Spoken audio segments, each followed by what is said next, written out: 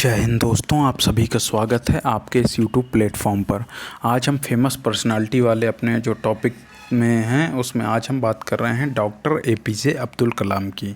Doctor APJ Abdul Kalam की आज हम बात इसलिए कर रहे हैं क्योंकि आज 15 अक्टूबर 1931 को उनका जन्म हुआ था और आज हम इसलिए इनके बारे में डिस्कस कर रहे हैं। सबसे पहले हम जान लेते हैं एपीजे अब्दुल कलाम जी का पूरा नाम क्या था। एपीजे अब्दुल कलाम जी का पूरा नाम था अबुल पाकिर जैनुलाब्दीन अब्दुल कलाम। तो ये जो थे डॉक्टर एपीजे अब्दुल कलाम, इन्हें भारत में मिसाइल मैन ऑफ इंडिया के नाम से जाना जाता है।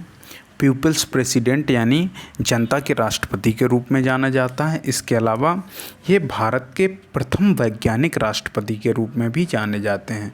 मतलब पहले वैज्ञानिक जो राष्ट्रपति बने हुए थे उसके रूप में जाने जाते हैं। अगर देखा जाए तो ये भारत के 11वें राष्ट्रपति रहते हैं। 2002 से लेके 2007 तक ये राष्ट्रपति पद का पदभार ग्रहण करते हैं। 2002 में कौन थी सरकार भारत में केंद्र में भारतीय जनता पार्टी की सरकार थी। उन्होंने ही इनका नाम आगे किया था राष्ट्रपति के लिए और समर्थन भारतीय जनता पार्टी और कांग्रेस दोनों ने दिया था। इनके राष्ट्रपति पद के लिए चुने जाने के लिए समर्थन दोनों लोगों ने दिया था। तो याद रखिएगा, डॉक्टर एपीजे अब्दुल कलाम जी के बारे में बात करते हैं। इनका जन्म हुआ था 15 अक्टूबर 1931 को धनुषकोडी, रामेश्वर, तमिलनाडु में। धनुषकोडी गांव है और रामेश्वर, तमिलनाडु में इनका जन्म हुआ था। इनके पिता का नाम जैनुलाब्दीन था और ये बहुत ही मध्यम वर्गीय परिवार से थे और ये क्या थे कि एक तरीके से मछुआरे थे कहा जाए तो। इनके पिताजी मछुआरे थे, मछली पकड़ने का काम करते थे। अगर हम डॉक्टर एपीजे अब्दुल कलाम के बारे में बात करें तो इन्होंने अपनी जो प्रारंभिक शिक्षा पूरी की ये इन्होंने वहीं से अपने रामेश्वर से ही पूरी की और ये 1960 में कहाँ पर आते हैं, मद्रास इंस्टीट्यूट ऑफ टेक्नोलॉजी में, मतलब 1960 में ग्रेजुएट होते हैं। इन्होंने एरोनॉटिकल इंजीनियरिंग की पढ़ाई की थी, मतलब एरोस्पेस इंजीनियर ये बने थे। और इसके बाद ये क्या करते हैं, डीआरडीओ ज्वाइन करते हैं। फिर ये इसरो में जाते हैं और 1969 में इसरो में जाते हैं।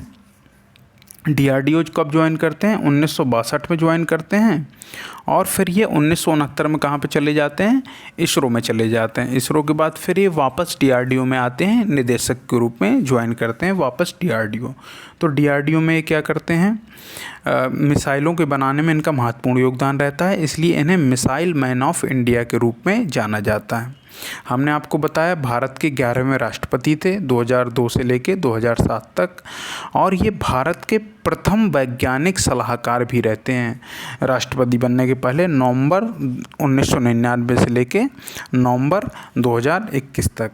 और इन्होंने इसरो और डीआरडीओ जैसे महत्वपूर्ण संगठनों में काम किया और जो पोखरण विस्फोट हुआ था 1998 में, दूसरा परमाणु परीक्षण किया गया था, उसमें इन्होंने महत्वपूर्ण भूमिका निभाई थी। इसके अलावा अगर हम बात करें तो डीआरडीओ में इन्होंने निदेशक के रूप में काम किया और इन्होंने विभिन्न मिसाइलों के जो है विकास करने में इन्होंने महत्वपूर्ण योगदान दिया था, इसलिए इन्हें मिसाइल मैन ऑफ इंडिया के रूप में जाना जाता है। और ये रक्षा मंत्रालय में भी वैज्ञानिक सलाहकार के रूप में काम कर चुके हैं और इनकी जो महत्वपूर्ण बुक हैं उनको देख लेते हैं। महत्वपूर्ण बुक के रूप में इनकी कौन कौन सी हैं, wings of fire, India 2020, ignited minds और इंडोमिटेबल स्पिरिट्स, इनकी ये बुक हैं। और अगर हम बात करें डॉक्टर एपीजे अब्दुल कलाम के बारे में तो ये जब राष्ट्रपति बने थे तो इसके पहले राष्ट्रपति कौन थे, के आर नारायण जी राष्ट्रपति थे और प्रधानमंत्री हमने बताया अटल बिहारी वाजपेयी थे। और जब ये प्रिंसिपल सेक्रेटरी बने थे उस समय भी अटल बिहारी वाजपेयी ही प्रधानमंत्री, प्रिंसिपल सेक्रेटरी क्या आ जाए, प्रिंसिपल साइंटिफिक एडवाइज़र बने थे भारत सरकार के, तब भी अटल बिहारी वाजपेयी ही प्रधानमंत्री थे।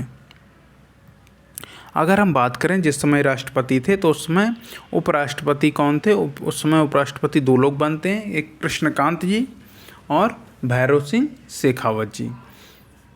तो याद रखिएगा, आपसे प्रश्न पूछा जा सकता है कि कौन से नंबर के राष्ट्रपति थे। तो ये राष्ट्रपति थे 11वें नंबर के। और जो इन्होंने 1998 में परमाणु परीक्षण किया था उसका नाम क्या रखा था? स्माइलिंग, क्या रखा था? स्माइलिंग बुद्धा। स्माइलिंग बुद्धा, थोड़ी कंफर्म कर लीजिएगा स्माइलिंग बुद्धा नाम का। और बाकी ये जब राष्ट्रपति से रिटायर हो जाते हैं, राष्ट्रपति पद से दायित्व मुक्त हो जाते हैं, तब ये क्या करते हैं, रिटायर मुक्त होने के बाद ये IIM शिलोंग में ये विजिटिंग प्रोफेसर बन जाते हैं और कई यूनिवर्सिटी में भी ये विजिटिंग प्रोफेसर बने रहते हैं। और 2015 में, जुलाई 2015 में ये IIM शिलोंग जाते हैं विजिटिंग प्रोफेसर के रूप में, और वहीं पर इन्हें कार्डियक अरेस्ट आता है और इनकी मृत्यु हो जाती है। और इन्हें कहाँ पर दफन किया जाता है? इन्हें पी करम्बू ग्राउंड तमिलनाडु में ही इनके जो गृह जनपद है वहीं पर इन्हें दफन किया जाता है। तो याद रखिएगा, आज 15 अक्टूबर को भारत के 11वें राष्ट्रपति, भारत के पहले वैज्ञानिक राष्ट्रपति, भारत के पहले वैज्ञानिक सलाहकार, मिसाइल मैन ऑफ इंडिया और जनता के राष्ट्रपति अब्दुल कलाम, APJ अब्दुल कलाम का जन्म दिवस है आज। इसे आपको याद रखना है। तो दोस्तों, आज का ये वीडियो यहीं पर पूरा होता है। तो अब हम आगे फिर अपने नेक्स्ट वीडियो में आपसे मिलते हैं। आपको क्या करना है, अगर आपने अभी तक हमारे इस यूट्यूब चैनल को सब्सक्राइब नहीं किया तो प्लीज़ सब्सक्राइब करके बेल आइकन ज़रूर दबाइए। जय हिंद, जय भारत।